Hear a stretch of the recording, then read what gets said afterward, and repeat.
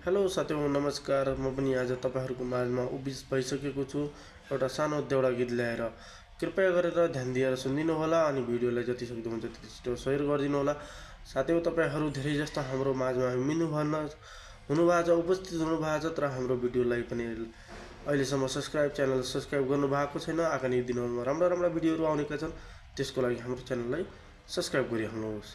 त अहिलेको देउडा गीत हामी गाउन गइरहेका छौं।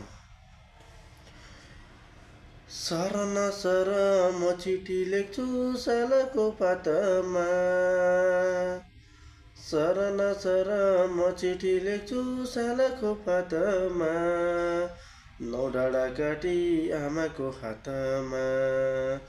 हे आमा तिमीले के जन्म दियौ म एक्लो छोरोलाई, नपालिसके नदीमा बगै त्यही माथि फुल रोप्नु।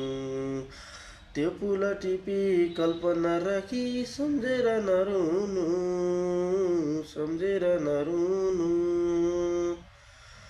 सर न सर म चिठी लेख्छु सालको पातबाट, नौ डाँडा काटी आमाको हातबाट।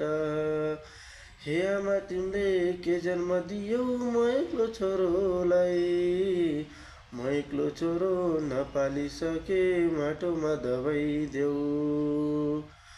त्यो फुल त्यही माथि फुल रोप्नु, त्यो फुल टिपी कल्पना राखी सम्झेर नरुनु।